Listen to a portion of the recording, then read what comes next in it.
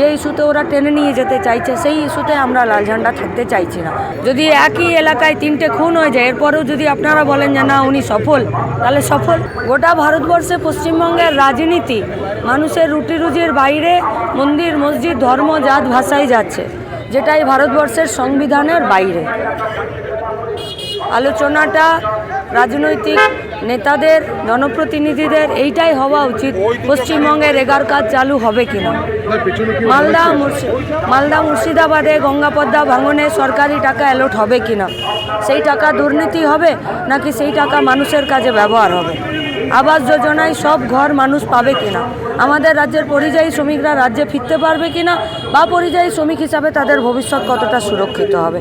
Issue যতদিন না এগুলো থাকবে, যে ইস্যুতে ওরা টেনে নিয়ে যেতে চাইছে সেই ইস্যুতে আমরা লাল ঝান্ডা থাকতে চাইছি না।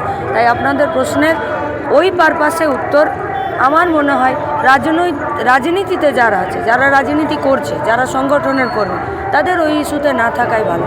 কারণ নন ইস্যু যখন ইস্যু হয়ে যায় তখন মানুষের রুটিরুজির ইস্যুগুলো হারিয়ে যায়। আমাদের পার্টি বাম ধর্মনিরপেক্ষ গণতান্ত্রিক প্রগতিশীল একটি বড় মঞ্চ তৈরি করতে সব অংশের মানুষকে, ব্যক্তিকে, সমষ্টিকে যুক্ত করার চেষ্টা করছে। এবং এটা শুধু আমাদের রাজ্যে নয়, এটা আমাদের পার্টির কেন্দ্রীয় কংগ্রেসের, এটা আমাদের পার্টির লাইন। ফলত সেই লাইনে আমাদের রাজ্য পার্টির সম্পাদক এবং আমাদের রাজ্য পার্টির তরফ থেকে যারা বাম ধর্মনিরপেক্ষ গণতান্ত্রিক প্রগতিশীল এবং যুক্তিবাদী হবেন, তাদের কাছে আমরা আমাদের বার্তা পাঠাবো, তাদের ডিসিশন তারা নেবেন।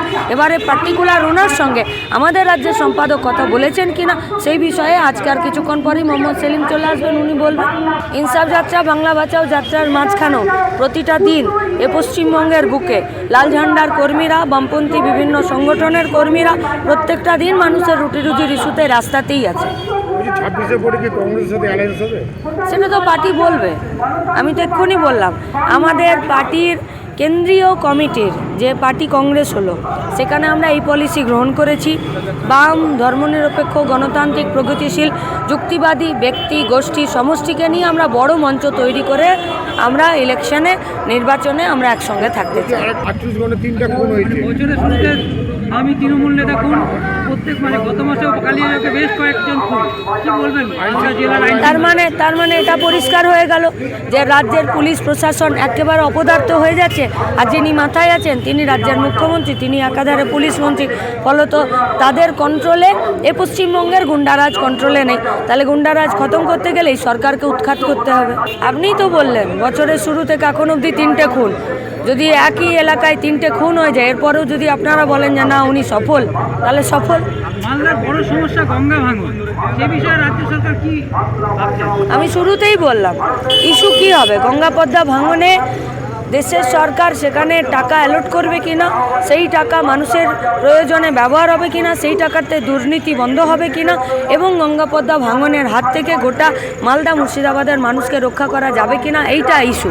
যারা মন্ত্রী আছেন, যারা রাজ্যের এবং দেশের মন্ত্রী আছেন, তাদের কাজের হিসাব তথ্য কে নেবে? সাধারণ মানুষ নেবে। তাই মানুষকে একত্রিত করতেই বাংলা বাঁচাও যাবে।